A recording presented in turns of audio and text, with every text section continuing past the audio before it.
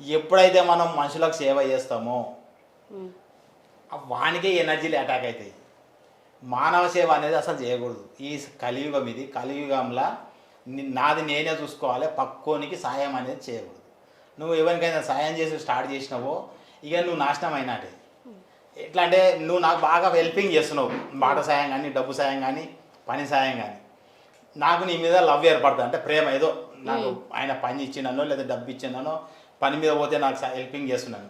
అప్పుడు ఏమవుతుంది, చనిపోయిన తర్వాత నా ఆత్మ ఏం చేస్తుంది, నిన్నే కోరుకుంటుంది. అన్న ఎంత పని అయిపోయి నేను పోతే కానీ నీ దగ్గరకు వచ్చేస్తుంది. ఉమ్, అందుకే మన రోడ్డు మీద బిచ్చగాళ్ళకు కూడా దానం చేయొద్దు. మళ్ళీ వాళ్ళకి దానం చేస్తే వాడు చచ్చిపోయిన రోజు మన ఇంటికి వస్తాడు. బతికినప్పుడు మనం ఎవరికైనా సాయం చేస్తామో వాడు చనిపోయిన తర్వాత వాని ఆత్మను మనం బతికిన రోజులు పోషించాలి. ఉమ్, మనం పోషించాలి వాని ఆత్మను. ఫ్రెండ్ చచ్చిపోయిన అనుకో, వానికి బాగా క్లోజ్ ఫ్రెండ్ ఉంటాడు. ఇప్పుడు ఏమైతే ఫ్రెండ్ చచ్చిపోయినాక ఇక వాడు చచ్చిపోయిన తెల్లారి నుంచి వీడు మన ఇంటికి పోవడం స్టార్ట్ చేస్తాడు. ఎందుకంటే భారీగా ఉంటుంది కదా, సుశోతం అన్నట్టు పోతుంటాడు. ఉమ్, అది కాదు, వాని మీద కూర్చున్న వాని ఎనర్జీ నేను దొరకపోతాను భార్య దగ్గరికి. అచ్చా. అవసరమైతే రిలేషన్ కలుగుతుంది. ఆడ కలిపి రోజు పోతుంది వస్తుంటుంది. ఎందుకు పోతుంది ఆడు పోయినాక వీడు పోతుంది మా ఇంటికి అంటారు. నేను చాలా మందిని చూసినప్పుడు. ఉమ్, ఈ ఆత్మకి ఏంటంటే చావు ఉండదు, జస్ట్ మన శరీరమే వదిలేస్తాం.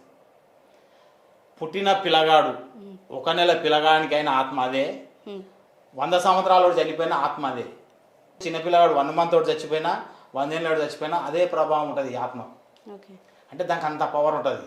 ఎందుకంటే నేను నా రీసెర్చ్లో ఇప్పుడు అన్ని ప్రయోగాలు చేసిన, చిన్నపిల్లలను చూసిన, పెద్దోళ్ళని చూసిన, ఎనర్జీలను చూసిన, 1920లో చచ్చిపోయిన కూడా తీసి చూపించడం జరిగింది. ఉమ్, ఎవరికి అది ఎనర్జీలు వస్తే వాడు సంసారానికి పనికిరాడు. ఆడ ఎనర్జీలు మగ పిల్లలు ఎక్కువ అట్రాక్ట్ అవుతాయి, మగ ఎనర్జీలు ఆడవాళ్ళని ఎక్కువ అట్రాక్ట్ చేస్తాయి. ఓకే. మళ్ళీ దీంట్లో డిఫరెన్స్ ఇష్టం అయితే ఓకే. ఆపోజిట్ వాళ్ళ మీద ఇంట్రెస్ట్ ఎక్కువ ఉంటుంది. ఓకే గురుగారు, నిజంగా నేను సినిమాలో ఫేక్ అనుకున్నాను కానీ ఇప్పుడు మీరు చెప్తుంటే నిజంగానే వస్తాయి. దానిలో మీరు చాలా కేసెస్ క్యూర్ చేశారని కూడా నాకు చాలా క్లియర్గా అర్థమైంది. సో వాటి గురించి చాలా డీటెయిల్గా చెప్పినందుకు thank you so much sir.